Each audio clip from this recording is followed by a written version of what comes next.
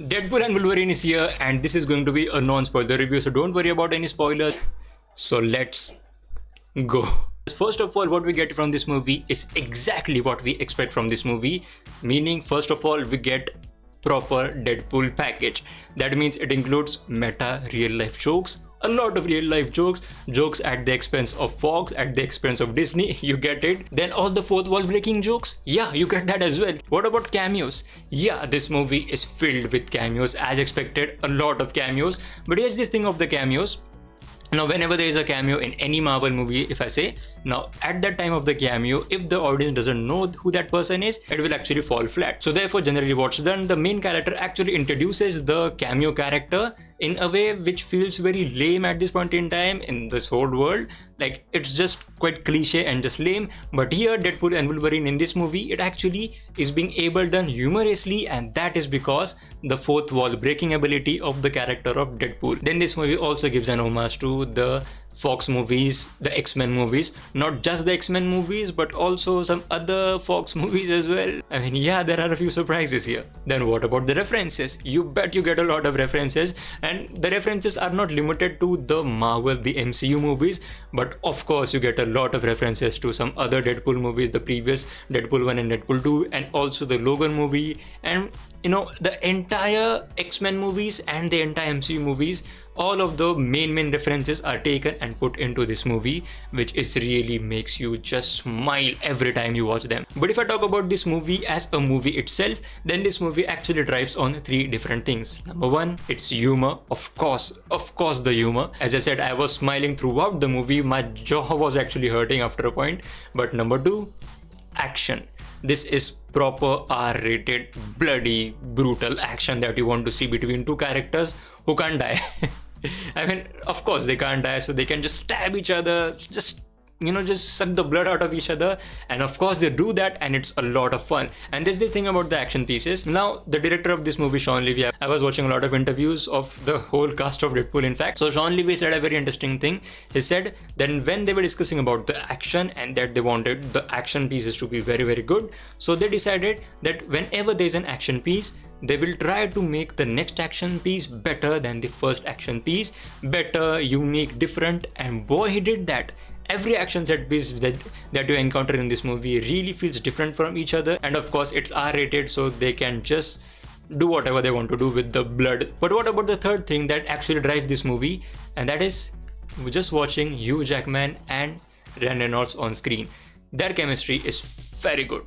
You just laugh, you just have this smile on your face, and of course us being fans of those characters actually helps into those smiling moments. Provide is humor, obviously, of course, but with the humor, some really good character development as well for a few characters. Now I won't be spoiling anything, but yeah, there is proper character development. But what about the stakes of the movie, and what about the place of this movie in the whole scheme of the MCU movies?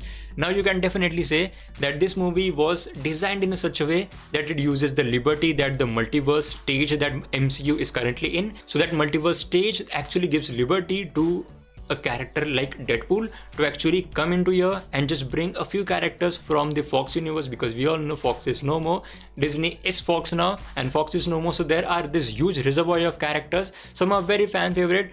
It's just a transition of basically saying goodbye to Fox and just bringing in the mutant era into the MCU. And that is what this whole movie feels like. It doesn't have a lot of consequences immediately, but it will have a few consequences as we go deeper into the different phases of the MCU. And actually, Deadpool, the character, acknowledges this fact in the movie itself. But yeah, it very much feels like a stand-alone film with a lot of cameos. Now, there was one action set piece in this movie which I felt was a bit unnecessary. I mean, it looked good, it looked damn good, but having said all of this, there are a few negatives in this movie as well, and those negatives are the writing of the movie, of course, and of course the lack of emotional depth with a few characters. Now, if I talk about the writing, they really tried to give us a very enjoyable ride. Yeah, they succeeded in that. If they wanted to deliver us a very humorous movie, yeah, they of course succeeded in that. But apart from that, as I said, it's more like a standalone movie and more like a transition movie from Fox to the MCU, and just the introductory movie of the X-Men characters in the MCU, and that's why it doesn't really deliver on the writing of this movie. For example, as I said, the overall stakes of the movie, it feels like, yeah, again, those cliche world ending stakes. Somewhere down the line, you just feel like the writing kind of lets the movie a bit down. And if I talk about the second thing about delivering the emotional package of this movie, so yeah, they absolutely tried very hard to give us that emotional depth with a few characters, and you can guess who those characters are from the trailer and teasers. But even after that, the movie feels like, okay, they tried to do that, but maybe they just didn't deliver fully onto that. Now I will talk about the highlight of this movie for me. Now, when the first trailer of this movie dropped, there was a song in the trailer that was Like a Prayer from Madonna, and I just fell in love with that song just watching that trailer. Then I did what I do every time. Whenever I like a song, I just listen to that song on repeat and just suck the life out of it, and that's what I did with Like a Prayer as well. And when that song actually played in the movie, wow, that was a moment for me. Absolutely, it was really a moment for me. And in fact, there's a story about that song as well. Like when Ryan Reynolds was making this movie, he said in one of his interviews that that song was actually stuck in his mind for years, and he just imagined an action sequence or a sequence with that song in the background and with his character. He just imagined that and he just wanted to do that. But when he went to Madonna to get the rights of the song, she actually gave the rights obviously, but she actually suggested him a few ideas of how to use that song in this movie. And Ryan Reynolds, while narrating the story, actually said that the suggestion by Madonna was actually used in this movie. Now what about the mid-credit and the end-credit scene? Now there's no mid-credit scene as such. When the titles actually start to roll up, there is a small window shown where it's a bit of a nice homage given to X-Men and Fox, so you can check that out. And after the credits are done, there is actually an end credit scene as well, which is a joke actually, but it's fun. It is fun. If you have seen this movie, please go down in the comment section and please share your thoughts about this movie as well. And as always, thank you so much for watching.